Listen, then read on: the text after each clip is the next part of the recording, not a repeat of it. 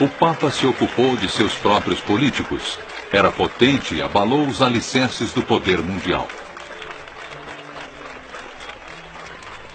Comunismo. Meses após sua nomeação, João Paulo voltou à Polônia para a primeira viagem papal já feita a um país comunista.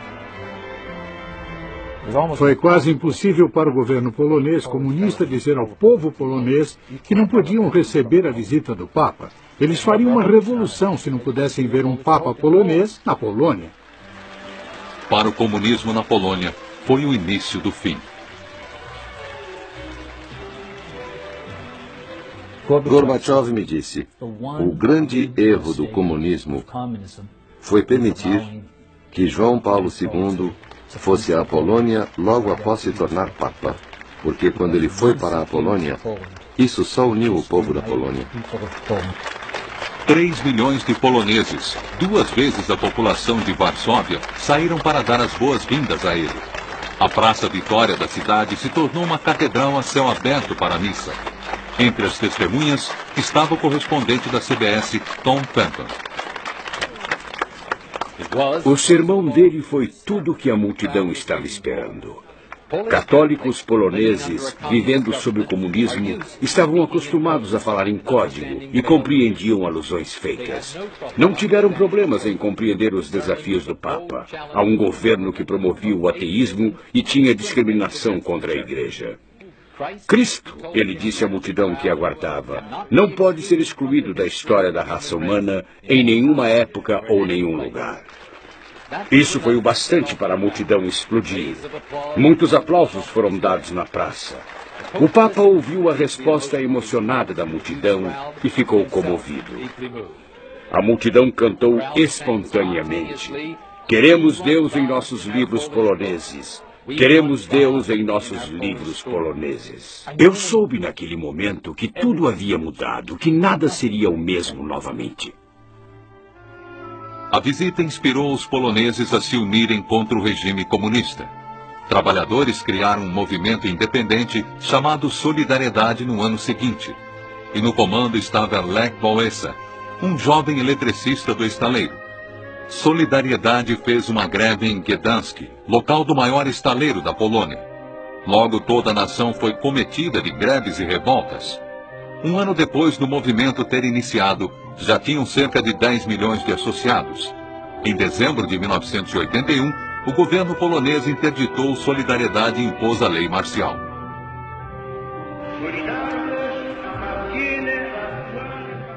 Mas João Paulo II mostrou seu apoio ao movimento, denunciando a falsa paz dos regimes totalitários em seu discurso no Ano Novo.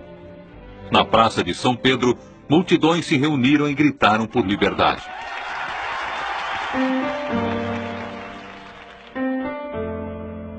O Papa voltou à Polônia em 1983, quando o país ainda estava sob a lei marcial, ocupada por seu exército. Em uma época que as esperanças do povo da Polônia estavam enfraquecendo, a visita do Papa renovou a fé na causa deles. Acho que o momento que mais me impressionou foi uma multidão de centenas de milhares que ao mesmo tempo faziam o sinal de V. Foi impressionante. Eu sabia que os poloneses nunca desistiriam, que os comunistas nunca venceriam e que era só uma questão de tempo antes da coisa toda desmoronar. Quando João Paulo voltou à Polônia em 1987, o cenário havia mudado drasticamente. Seria necessário outro empurrão do Papa para derrubar o regime, e não havia lugar melhor para isso do que a cidade de Gdansk, o lugar de origem do Solidariedade. Em suas primeiras viagens, o governo se recusou a deixar ele ir lá. Desta vez, de má vontade, eles cederam. Acho que pensavam que podiam controlar. Acho que pensaram, ele não esteve lá, ele quer ir lá, ele tem mesmo que ir lá. Vamos tentar abafar isso. Então, eles basicamente fecharam a cidade. Havia bloqueios nas ruas por todo lugar. Eles tentaram limitar os números. Mas fora, neste campo, qual era o tamanho da multidão? 500 mil? 1 milhão? Quem sabe? Maior que a população da cidade.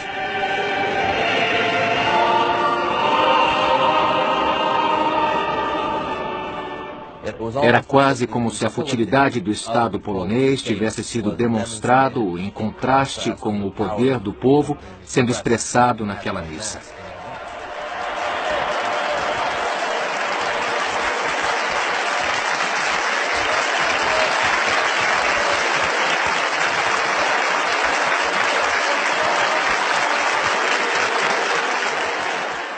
O altar foi construído em forma de uma grande proa de um navio.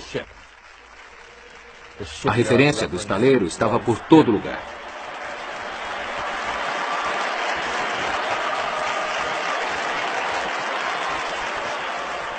Ele foi um papa que sempre entendeu o poder da imagem, entendeu o poder da televisão. O Papa nunca se referiu ao grupo de trabalhadores interditado diretamente, mas em grande apoio aos trabalhadores, a palavra que ele usou repetidamente foi solidariedade.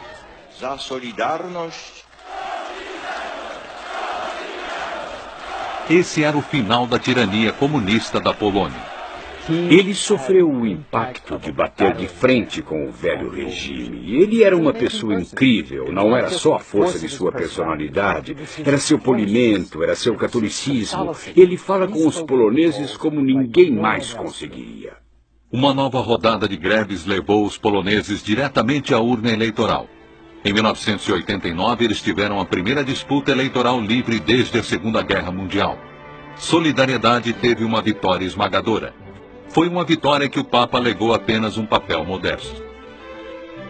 E, como ele disse, o comunismo em algum ponto foi implodido com seu próprio consentimento. Ele disse, a árvore estava podre, eu só dei uma chacoalhada.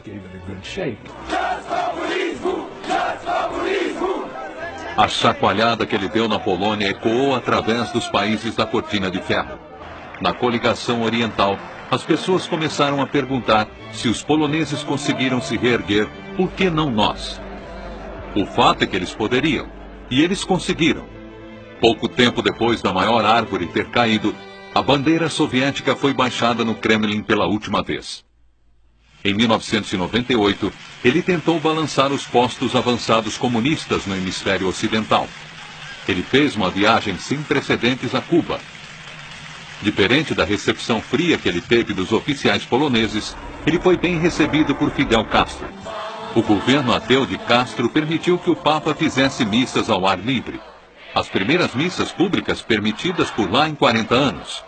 Castro esperou e conseguiu a denúncia do Papa sobre o embargo americano contra Cuba. Mas ele também disse ao líder comunista para melhorar os direitos humanos e afrouxar as rédeas da Igreja Católica do país. Ele queria dar abertura a Cuba da maneira que deu à Polônia. Ele teve sucesso, teve muito sucesso no dia da grande missa. Eu estava na multidão. Havia um cubano mais velho ao meu lado que falava bem inglês. Ele não falou isso na câmera, mas ele riu e disse, acho que ele falava do governo cubano, cometeram o maior erro da vida deles em deixar ele vir aqui. Eu disse, por que está dizendo isso? Ele respondeu, porque o gênio saiu da garrafa e não podem colocá-lo de volta. Os pobres. Um ardente adversário do comunismo, o Papa João Paulo II encontrou falhas profundas também no capitalismo. All of humanity must think of the parable of the rich man and the beggar. Ele pegou países ricos e os comparou ao homem rico da Bíblia que ignorou as necessidades do mendigo Lázaro. O homem rico foi julgado desprezível, não por sua fortuna, mas por seu comportamento. Nowhere does Christ condemn the mere possession of earthly goods as such. Instead, he pronounces very harsh words against those who use their possessions in a selfish way, without paying attention to the needs of others.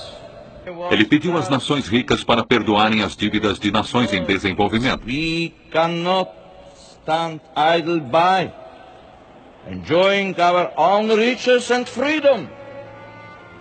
If in any place the Lazarus of the 20th century stands at our doors. O apoio ao pobre foi o motivo de mais de 3 dúzias de viagens à América Latina, uma região que ele visitou mais que qualquer lugar, tirando a Europa. É a casa de metade de todos os católicos. E o Brasil é conhecido por ter mais católicos que qualquer outro país. O Brasil sofre há muito tempo de uma enorme desigualdade entre o rico e o pobre. Toda vez que ele foi lá, ele fez questão de parar em algumas das piores favelas do país.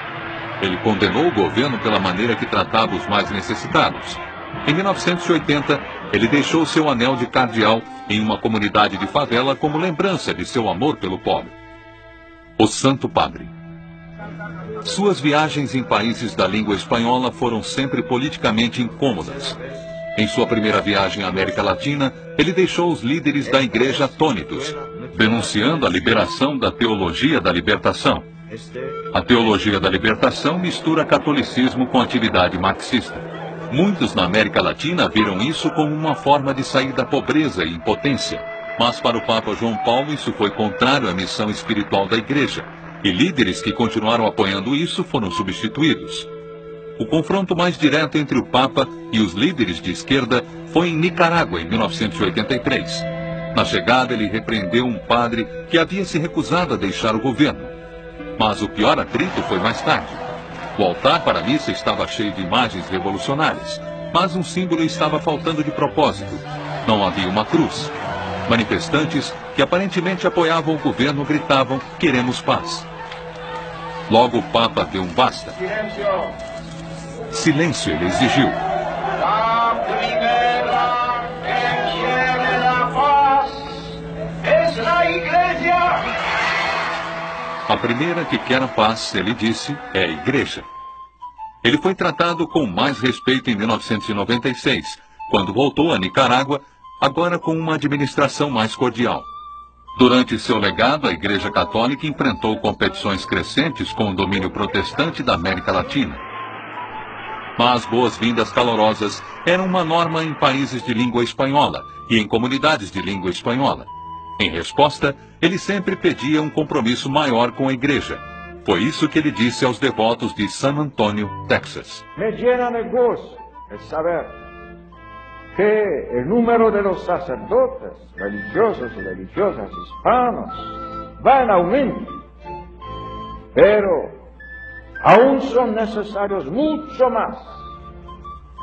Jóvenes hispanos, ¿sentís la llamada de Cristo? Familias hispanas, ¿estáis dispuestas a entregar vuestros hijos al ministerio de la Iglesia? ¿Rogáis insistentemente al dueño de la mies que envíe operarios a su mies? Cristo necesita operarios que trabajen en la abundante mies de la comunidad hispana y en toda la Iglesia.